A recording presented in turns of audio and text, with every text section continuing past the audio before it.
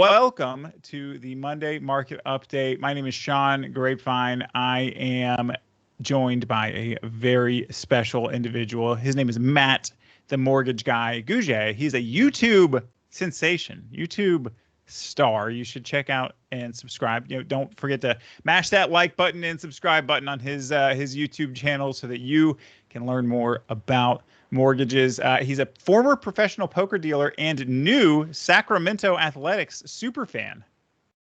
Here to talk with me about the total eclipse of the heart left behind of last week's jobs reports. Matt, thoughts on the Sacramento A's? Is that what they're called? Sacramento A's. The Sacramento is getting a baseball team, albeit the plan is just temporarily for 3 years until they move to Vegas. That's a long time. Personally, at this point in the basketball season, I can't take too much of my focus away from the Kings. They really need me right now. We got 4 games left. We're fighting for a spot in which might almost definitely be the play-in, which isn't where we want to be. If we were on the Eastern Conference with the likes of the Atlanta Hawks, we'd be like a 3 or 4 seed with our record, but we have to play in the better conference, the Western Conference. And so, yes, Sacramento A's, I'm going to get out there and watch some baseball. A lot of people don't know this, but where they're playing at Sutter Health Park, where the River Cats minor league team plays, the Sacramento Kings bought that. So there's ownership of that park where they're playing in. So as a Sacramento Kings season ticket holder, I should have some priority on some A's tickets. So if you ever come out, we'll catch an A's game. I'll probably do something. Don't make me do that. Don't make me do that.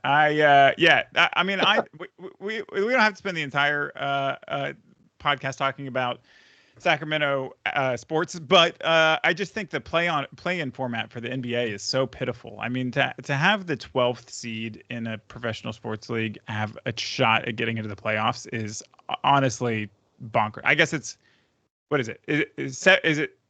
I guess it's 8, 7 to 10 to get the play-in. Yeah. So 9 and 10 get a chance they wouldn't otherwise get, but pitiful. In a world of participation trophies, we want everybody to get a I shot. say that as a Hawks fan, and they are sneaking in the 10th seed. So I'm gonna watch. I'm gonna root for them. I'm gonna be glad about it. But I think it's absolutely pitiful. I don't think there should be any sport. I think there should be a law where if your team's below 500, you can't get into the playoffs, no matter what the other rules are. So that's just my opinion on. We'll send it to the commish. Yeah. Alex is going to write it up. We're going to send it to the commish. Sounds good. Yeah, text Roger Goodell or Adam Silver, whatever his name is. All right, before we hop into the numbers, just a couple announcements here about the upcoming events in the life of UMortgage. We have a real estate agent training class here on Tuesday, April 30th at 3 p.m. Eastern with Andrew Chavez and Colton Moose, the #1 realtor at Keller Williams, Springfield, Missouri. They have cooked up quite an amazing open house strategy session. It's going to be really helpful. These guys crush it at open houses and turn those hours into some of the most productive hours of their weeks. So I highly suggest you join that. We've got real estate agent coaching. So this is a agent coaching provided by UMortgage on a monthly basis. It's open to all real estate agents. Our next one is April 18th at 1 p.m. Eastern time. And we will put links for all of this in the chat, I believe. And this is also super, super high value. Our director of coaching, Sam Avazari, does these. He talks about things like sales math. We just believe a lot of our agents are out there, lone wolves, or maybe not getting a ton of support, or maybe getting a ton of support. But we want to continue to add to that support. We have an amazing coaching program here at UMortgage, and we love investing in our agent partners. We feel like this is a really great connection point for all of us, and it's been so high value. Dang it, this always happens. Next up, we've got, oh my gosh, it's like a hyperlink. After that, I'm going to use there we go. After that, we've got a blog, a really great blog article, again, link in the chat, about the NAR settlement or the NAR settlement and its impact on real estate agents, home buyers, and loan originators. A really great work by our team here at UMortgage to kind of put how it affects everybody into one article, and to really put a lot of it in perspective. Great article. If you're not familiar with what an R settlement is, or if you want some more context about it, highly recommend giving it a read. I read it this morning. It's a great article. Also, I'm sure you know this if you're a real estate agent that works with a UMortgage loan officer, but if you didn't, we have tons of co-branded marketing materials for you. This is just one example of an open house flyer where it would have your picture, their picture, a picture of the house, and all of your information there. There are hundreds upon hundreds of possible co-marketable branded assets in our library. Just contact your UMortgage loan officer, and they're going to help you out with this. I know Matt Gougé, big fan of these. Everybody here is. So definitely recommend you hop on board. And if you didn't know, because you're here, Monday market updates are every Monday at 11:30, and we love having you here. Tell your friends, tell your family, tell your enemies to join you here. Make it a little watch party. It'll be fun. So, Matt, that's the upcoming news roundup. Let's go to let's focus our eyes on the past and talk about last week's. Let's do that, Sean. Let me interject something real quick. No slide for it, but tomorrow. So what's tomorrow? 6, 7, 8, 9, April 9th, Tuesday, 3 p.m. Pacific Standard Time. I'm gonna have Pat and Gade, the master of all things VA, live on YouTube, Huge. LinkedIn. So you mentioned YouTube earlier. For everybody, UMortgage LOs probably get a sneak preview of what's upcoming in June when we go out and do a success track on VA loans. So 3 p.m. Pacific Standard Time, YouTube live. It's also going to be streamed on Facebook and links. I'm excited because Pat and Gate is all things VA. It's gonna be a great learning experience for me, and everybody who tunes in gets to learn alongside me. Love it. Number one VA loan officer in the country. So definitely worth tuning in for that. So something not worth tuning in for was all of last week's amazingly optimistic economic indicators, which we, have decided that we dislike, because the more amazing the news in the job market, in the inflation, not the inflation, more in the wage market, the worse news it is for people who want rate cuts, for people who want mortgage rates to someday go below 7 and 6 and 5. Last week we had employment numbers. We had job openings, which were up, so people were hiring. We had ADP, so one of the largest payroll companies in the world, or probably the largest payroll company in the world. They said 184,000 jobs created versus 155,000 in their little corner of the world, which is pretty giant. And then the non-farm payroll, the big unemployment number, came out 303,000 jobs created in March versus the 200,000 predicted. I'm sure you were quoting rates all last week. What did they do? Right. So rates do not like good economic data. And for anybody who's, wants a really simple explanation of it, when the economy is doing good, the Fed has no reason to lower the Fed funds rate, which would lower mortgage interest rates. And so economy does good, rates do bad. You can kind of look at it that way. They have an inverse relationship in that way. You know what would be interesting, Sean? Because I had some thoughts about this and I was thinking about it over the weekend. We are both fans, I believe, of the All In podcast. Chamath, Padahapatia, and those guys.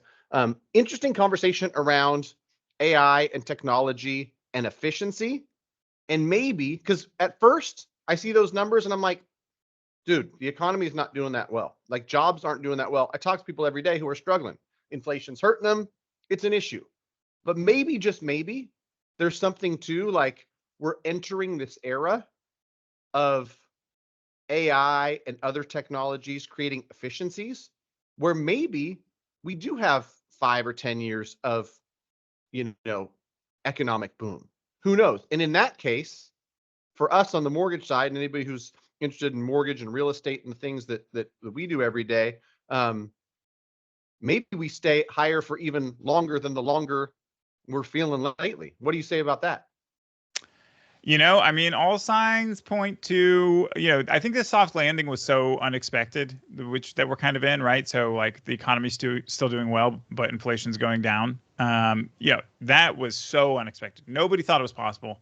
And now it's like it's happening. It's like the softest of landings. It's just coming in. And it's like nobody like the fact that nobody sort of saw it coming means that there is a variable in there that like people didn't know about. People have talked a lot about productivity is like increased a lot, and that means that like for the higher productivity is, the fewer people you need to do a certain job.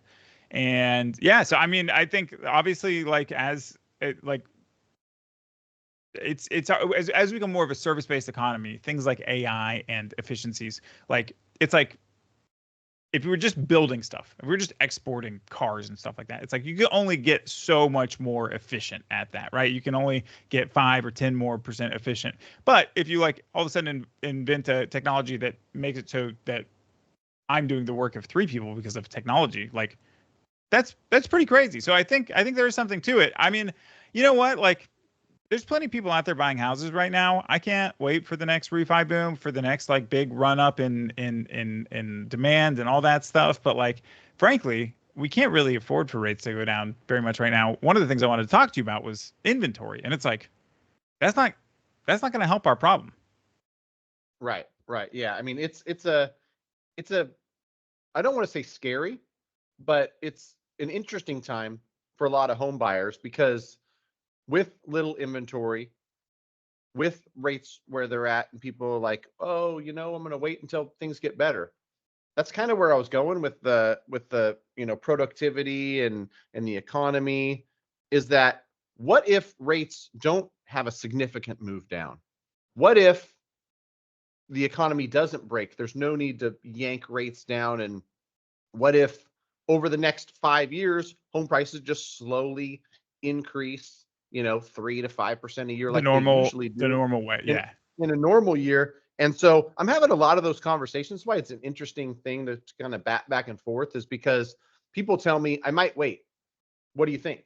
And I say, personally, I don't think that there's any good reason or any good data to think that 6 months from now or a year from now, it's going to be easier or cheaper or better to buy a house. So what I do know about real estate is the longer you hold it, the better it performs. So with that piece of right. knowledge, yeah, you probably just buy now. Yeah, no, I mean, I definitely agree with you there. And like the other thing is, like I've been saying this since they started raising rates, is that like we found this out in 2011. Well, everything the few years post financial crisis, and then we found it out in 2020 again during COVID. Is that there are only so many arrows in the Fed's quiver, and the only type of arrow they have is rate reductions. And what we found out from the last 2 recessions is they don't work as well as we thought they were going to. So, what happened? What did we have to do at the end of like the 2008 financial crisis? We had to drop rates to near zero, which didn't have the desired effect. And then we had to do TARP. We had to do HARP. We had to, Troubled Asset Relief Program. We had to do the refis for all the houses that were underwater. When we had to do, which is another form of like that. Those are the other arrows in the quiver. Those are more like the hand grenades in the satchel. But wherever you keep it, your hand grenades. On your tack vest, I guess. But like those, that was like, there's 2 ways of putting money into the economy for the Fed. One is to reduce rates, and the one is to just buy bonds, which is essentially what those two things did. And even then, it was a little touch and go. Now, some would argue in 2020 that we overdid it. I mean, I think it's hard to argue against that. I think they put their thumb on the scale probably a little too hard. It was fun. I had a good time.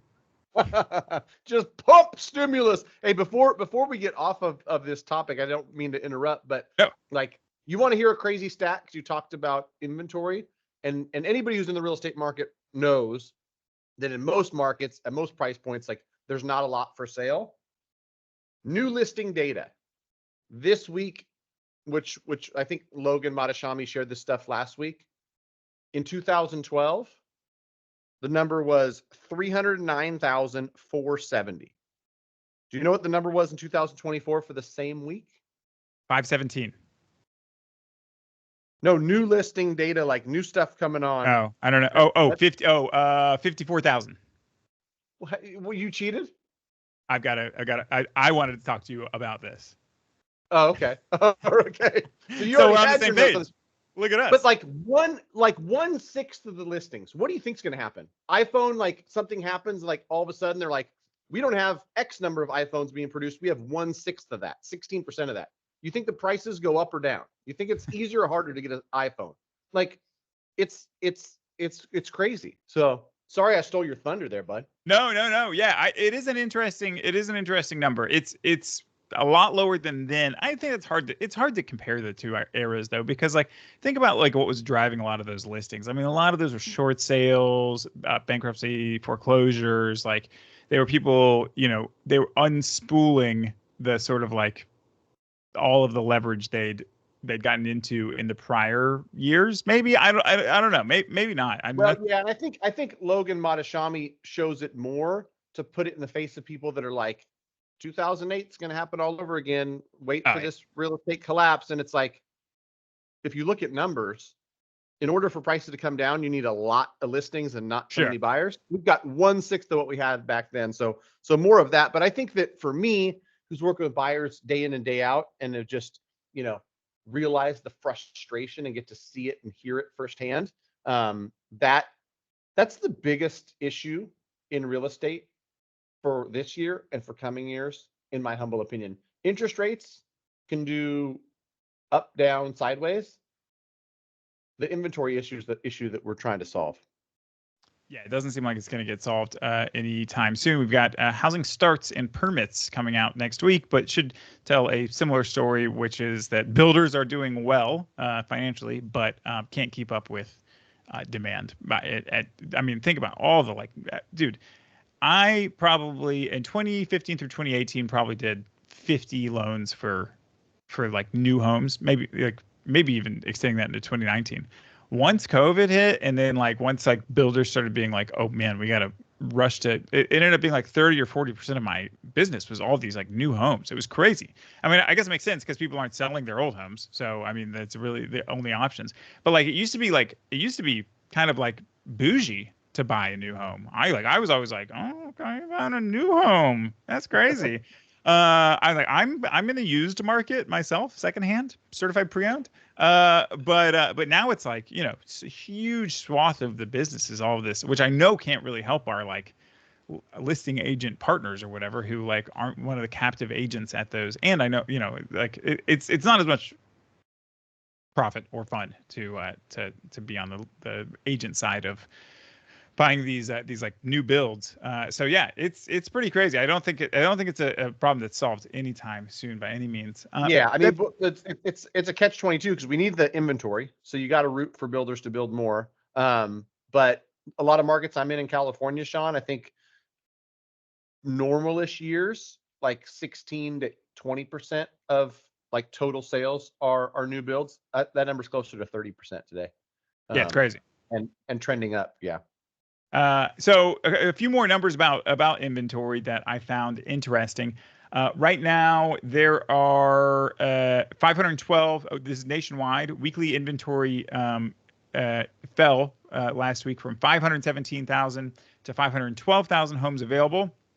Now, the same week last year, we're at 411. So there's a 20% increase in inventory over this week last year. The all-time inventory bottom over the last few years was like during the sort of COVID era, post-COVID era, was in 2022 at 240,000. So we're twice the minimum.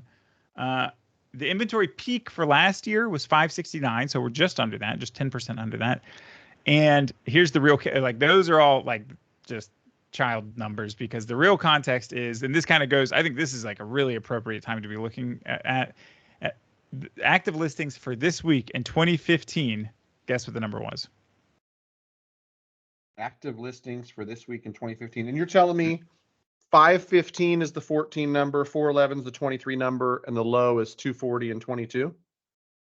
Yeah, 515 is the 2024 number. Okay. 800,000. A million. 1,021,000. Holy moly. So we got half of what we had in 2015, inventory wise. Yeah. And like 30% more people in the country. We don't replicate each other that fast, do we? We have 30%. I don't know. There's been a lot of okay, maybe like 20%. I think it's gone up a lot. from like 300 to maybe 15. So we need We'll population control. Yeah, well, you're the culprit.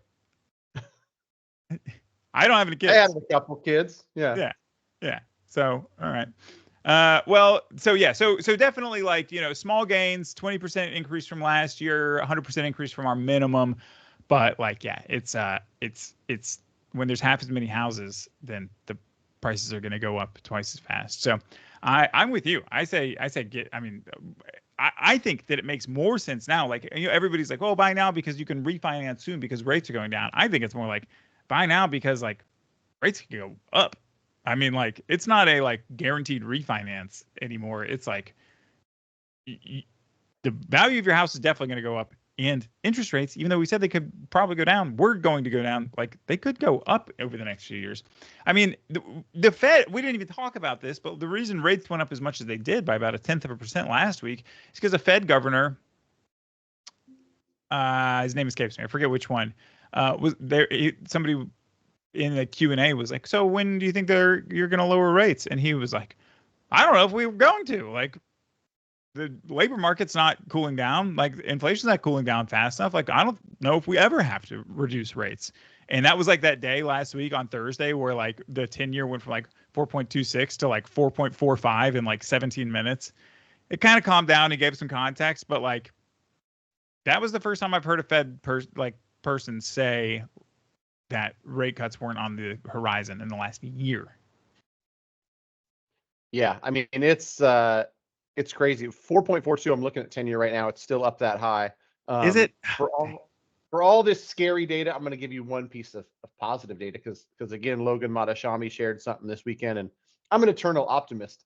And so, if there is one thing positive about mortgage interest rates and what's been happening with them, that spread between the 10-year and the 30-year fixed rate mortgage is smaller. You know how much smaller, Sean? How are you asking? How much it's reduced, or yeah? What? And what for the anybody difference listening, just for some context, like if the 10-year note is, if the 10-year Treasury is 4% and mortgage interest rates are 7%, then there's a 300 basis point spread. Pre all this wild market ride of the last few years with injection of stimulus and the Fed, coming in and doing their thing, that spread was normally 180 basis points to 200 basis points. I mean, I guess we're at like 440 right now. Well, yeah. So we're 440 on the 10-year and we're 7-ish on rate. So it's like a 260 spread. Oh yeah. At one time, I didn't know. My subtraction was so bad. That's why you got me, bud. I got you. There you go. Finally, we hold each other up, don't we, Matt? Yeah.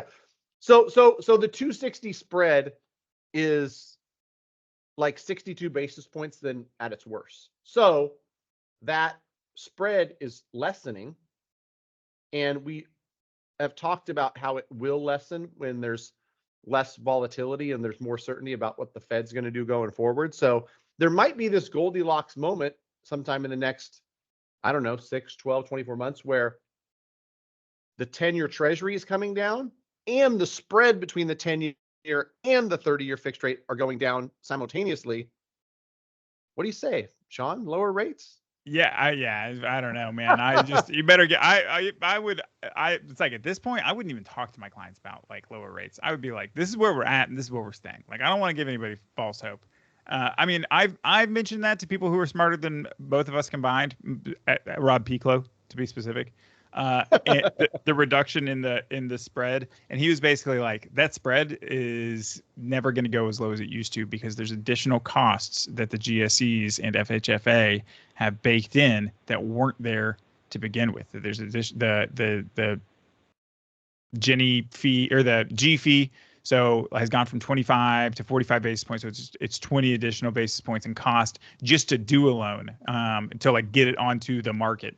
So he was basically not optimistic about that. Although I love your optimism. I mean, my optimism is that no matter what the reality, like, people got to live somewhere, and that the job market's doing exceedingly well. And I know everybody thinks it's fake numbers, and I know they think that, wages aren't keeping up with inflation. The numbers don't really show that. And I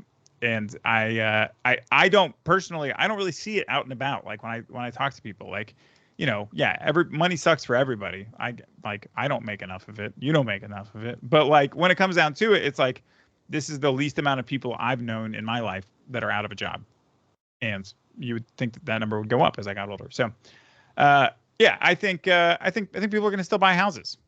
That's my optimism. I agree. I mean, I have 10, 12, 15 of them a week applying for houses, so there's still demand out there, and demand still outweighs the little bit of supply we got.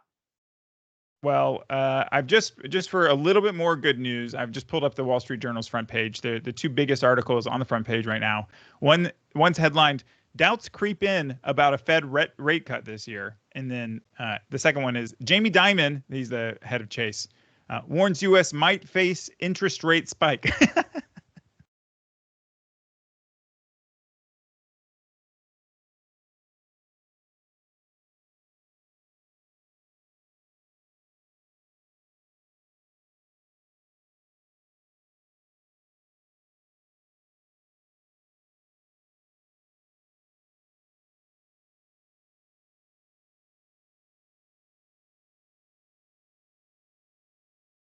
Legend, Mr. Casa. You have a call at noon with Mr. Casa? No, I thought he's doing something. At 9 your time. My bad. I forgot you were West Coast. Yeah, 9:30. Well, 9:30 my time. We've got a roadmap to success. I think UMortgage LOs as a whole with our guy, Mr. Casa. Oh, nice. What do I have going on at noon? Nothing. Don't worry about it. We will. Just tell me later, or don't tell me.